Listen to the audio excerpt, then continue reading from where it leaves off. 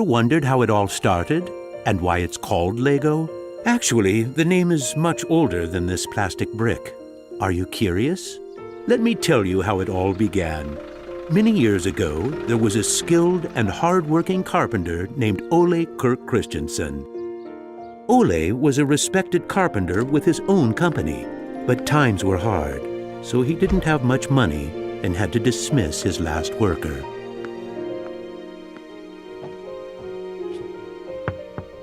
Come on in. I've closed down the workshop and packed my things. Thank you. I suppose I'd better write you a paycheck.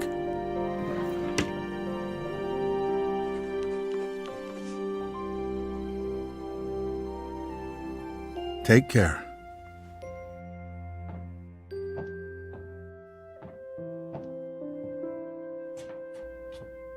Well, that was the last one. I just didn't imagine that it would come to this. I know. It's hard to understand. But at least now it can't get much worse. But it did get worse. Shortly after, Ole lost his wife. But Ole was a special person. He wasn't the type that gave up. And with the responsibility of his 4 sons, he had to think of something. Ole had gotten an idea. And for him, it never took long to put an idea into action. Ole's little invention made his boys so happy that he thought maybe he should start making toys. Ole decided to give it a try. Luckily, he had saved up a lot of wood from the carpentry production. He could now use it to make toys. Time passed by. And even though Ole was a skilled carpenter and had a good eye for quality and detail, sales were very slow. Luckily, one of his sons, Gottfried, started helping out his dad after school. Together, they just barely managed to keep up the production.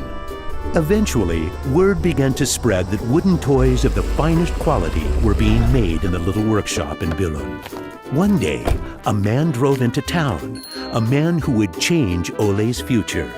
He was a wholesaler from Fredericia. I've heard that you're making some very nice wooden toys. Well, one does his best. The wholesaler was very impressed with all the wooden toys and placed a big order before he left. Now there's finally someone who can see the opportunities in what we're doing. Look at this. The wholesaler wants to put a lot of our toys into his store for the holidays. It's going to be a good Christmas this year, but we'll be busy. Now there was a lot to do in the little workshop, and Ole could rehire his former workers. Ole only used the highest quality wood, which was hand-picked and very carefully prepared. They worked day and night to get the order finished, so the wholesaler could get the toys out in stores before Christmas. Is there something wrong, Dad? I'm afraid that we're in big trouble. In the middle of their work, Ole received a letter saying that the wholesaler had filed for bankruptcy and couldn't buy the toys that he had ordered. But what are you gonna do? What about Christmas? Now we can't even afford food? I'll do it. What are you gonna do, Dad? I'll do it myself. I'll drive around selling the toys. There was no time to lose. Ole packed the car with all the toys and drove off. Ole was a very good toy maker, but was not a very good salesman. He didn't like praising himself or talking about how carefully the toys had been made. But he had to keep trying if he was going to sell anything. This is going to be a blast. Is there anything you're interested in? It looks exciting, but I don't have a lot of money right now. Maybe we could trade and call it even. Well, I would prefer money, but... In the end, he succeeded in selling all the toys. He didn't receive as much money as he had hoped, but the family managed, and they had plenty of food for Christmas. Time passed by, but the toys didn't sell as quickly as they had expected. Ole thought perhaps the company needed a good name. What should it be? It has to be a short word. I want it to convey playing well. In Danish, playing well is called leg godt. What should it be? What should it be? Yeah, if only I could get some sort of a sign.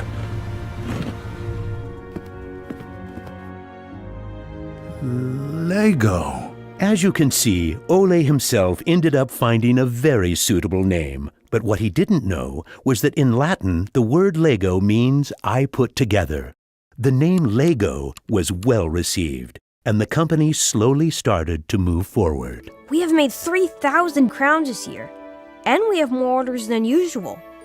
Did you say 3,000 crowns? Then you need to see what I've been looking at. Even though Gottfried wasn't comfortable spending money on a milling machine, he could see that it was useful and that the quality of the toys improved. Could you finish the last batch and get it ready for shipping? I will. Dad, I've saved a lot of money for the company today. Really? How? I figured we could save money in the lacquer, so I only coated the ducks twice instead of 3 times. You what? Unfortunately, Gottfried's idea didn't go over well with Ole. Ole made Gottfried unpack all the ducks himself, give them the last layer of lacquer, and bring them back to the train station. Ole believed in high quality and not cheating his customers. When Gottfried returned, Ole explained that that wasn't the way to create a good brand. This little lesson opened Gottfried's eyes to the fact that every detail matters, and only the best is good enough. In the late 1930s, Lego was making a profit. Even when the Second World War broke out, they tried to make the best out of a difficult time. It seemed nothing could go wrong. But a stormy night in 1942 changed their luck.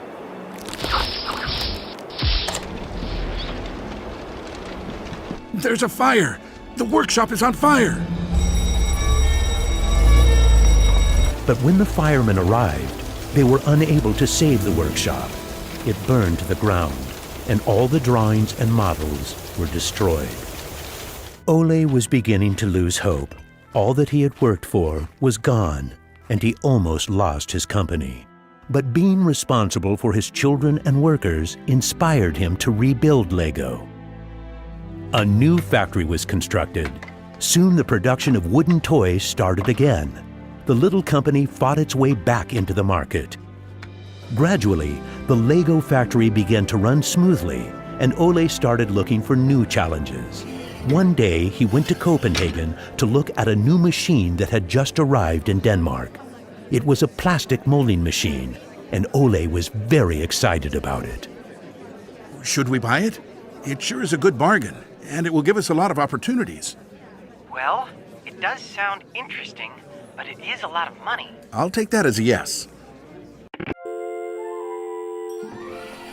When the plastic molding machine finally arrived, Ole started making little plastic teddy bears and rattles. But he still had the plastic bricks that he had received at the fair. There was something about them that he couldn't stop thinking about. And even though no one else could see the potential in them, Ole decided to redesign and put them into production. But it was when Lego first launched the Gray Ferguson tractor that the plastic toys became a success. Unfortunately, the sales were dropping during the summer, and the company had too many toys in stock. This can't be right. Of course our products can be sold the whole year, not only for Christmas. Gottfried decided that he would go out and sell the toys himself. Gottfried brought his wife Edith as company and moral support. If you can't get cash, then we need butter and eggs. Well, it wasn't that bad. Gottfried was a success in his trip around the country, which helped Lego to get out of its financial crisis. They reached home just in time for Ole's birthday party. Ole turned 60, and the whole family was gathered to celebrate with him. Well, I guess it was a long trip around the country. Hey, I got an idea. Listen. What about a picture with the 3 generations? Everyone thought that was a good idea, and we were placed on the sofa with all the presents and flowers around us. On a business trip to England, Gottfried met the head of a big shopping center on his way home. They discussed the toy industry, and the conversation would be very important to the future of Lego. Darn this industry. I just think that toys are no good nowadays. What do you mean? I think they're working very well. Oh, they work fine, sure, but there's no system in anything. System? System? There isn't any system. What in the world are you doing, Gottfried? There isn't any system. The toys need an idea and a system built around it. I want to put system into play. Children have only been offered ready-made solutions. They need something different that will strengthen their imagination and creativity. So you're trying to put Lego into a system? Interesting. That same year, Lego started producing the first Lego system of play. Children could now build houses from the Lego bricks. The town plan gave play a realistic town setting, and with this, children learned about traffic safety. My sisters and I could play with the new Lego system for hours. Some people said we were the luckiest children in the world because we grew up in a toy factory. It was a huge breakthrough, and Gottfried decided to try selling it outside of Denmark. The system of play was so popular that they managed to sell it to many countries. Look what I just built! That is really nice, Kel. Even though Lego was meant for only building houses, there was still a lot of opportunities. There was just one problem. I can't lift it up. It keeps falling apart. That made Gottfried wonder. He wanted to find a way to make the Lego bricks stick together, but that was easier said than done. Gottfried noticed that the Lego bricks got a better clutch power with tubes inside. Now it was no longer just bricks, but a whole construction system with endless possibilities. This was groundbreaking for the Lego product. With a child's imagination, Lego could be anything in the world, over and over again. The imagination is the limit. Look, Dad! Now I can build everything! Unfortunately, Ole never got to see how successful the little brick actually became. Gottfried was left on his own, and he had to go through another fire at Lego that destroyed most of the wood production. Just like his father, Gottfried knew that he had to try to get the best out of any situation and never give up. Gottfried took the hard times with his head held high. As sales grew, the company also got bigger. He had to think ahead, and he decided not to resume the production of wooden toys and to only focus on the Lego system. It turned out to be a great decision. Many new models were built, and Lego got stronger in the toy industry. Sir, which one of these do you think is the best? That one. Even though it got busier at Lego, Gottfried still had bigger plans. Now he wanted to build an airport, so it would be easier to sell his toys to the whole world. Like father, like son. It didn't take long to put his idea into action. Only 3 years later, Billund Airport was opened. The many guests and business connections who visited the company always wanted to see the modeling department. Gradually, it got so crowded that it was hard for the employees to keep up their work. I think we better wait a while. Gottfried could see that something had to be done. He needed a bigger place to display the Lego models. I don't want to interrupt, so I'll just put this package of our new Lego train on the table. Just put it there. Train? The idea grew quickly from an exhibition room to an amusement park. And then we could have a tower so you could look over the whole park from above, the whole town. It will be a land made out of Lego. Legoland! Well, it looks interesting, but how many visitors are you actually counting on? Well, I guess, 200, 300,000? 300,000! Even though it sounded like a lot, my dad was actually pretty far off the mark. There were 600,000 guests the very first year. My family and I were there to greet the guests. We've kept up this tradition ever since.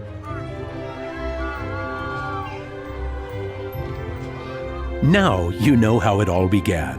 Lego wouldn't be what it is today if it hadn't been for my grandfather's sense of quality and search for perfection. My father firmly believed in the endless possibilities of the Lego system. I seek to take the Lego idea even further, encouraging children to explore, experience, and express their own world, a world without limits. And we are still convinced that only the best is good enough, because children deserve the best.